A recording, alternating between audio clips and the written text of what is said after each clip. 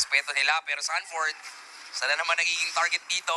Pero wait, maghahabol. Ayun na, Maghahabol. Sabay talo ni JP. Meron bang heavy spin? Wala pa sa ngayon. Tinawag si Barbiel. Counterplay naman ang magagalit sa Alter Ego. Bibigyan na. Itong si Carl TZ.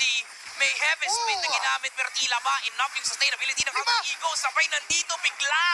Itong si RP. Gulpi de gulat ang ginagawa. 5-man rotation agad-agad. At even output niya. So for Liquid, isa pa sa mga nagiging problema nila, hindi makapag-engage ng matindi itong si Daddy JP. Jumelo 1 HP. Bigla wala kay Oheb. At hindi inabutan si Hijumi. Hindi pa enough yung damage output nila. Pero ang enough yata dito ay yung panggugulo. Pero wait, JP tatalon. Tinawag si Barbiel. Set up mula kay Nino. Nag-thunderform na siya. Di, cloudform pala yun kasi may set up. Pero si Oheb, Loonheb, tatakbo lang din muna. Kaya ang focus ngayon sa laban ay 5 versus 4. Delikado yata ang buhay doon. Itong si JP, nabigyan pa nga siya. Hindi niya na nabaliwag pa. Ang isang member ng Alter Ego. Nahabol pa doon si Oheb. Off-cam kill. Hindi kumabit yung tumbling ni Sanford doon, inabutan at din sa baba mukhang kakapit yung mga skills na meron dito ang AE. Pati yung Torre babagsak. Nandito si Sanji, gustong tumakbo pero aabutan pa rin ng feathered airstrike na magagaling dito sa AE at mukhang tuloy pa rin talaga sa pagragasa dito. Kailangan nilang makakuha ng momentum. Parang ito yata yun.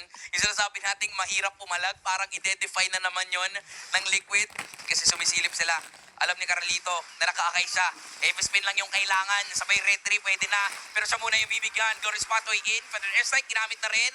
Sanji dito, napilitan gumamit ng flicker. Kalahati ng buhay ng Lord. Makakalapit ba? Diversion dun sa likuran. Carl!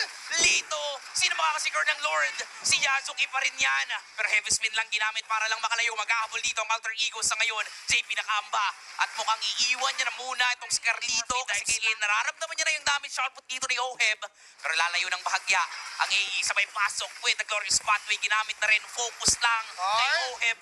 Dun sa likuran. Si RP pumasok pa. Napilitan si Oheb dun mag-flicker out. Ngayon, mukhang delikado yata ang Liquid.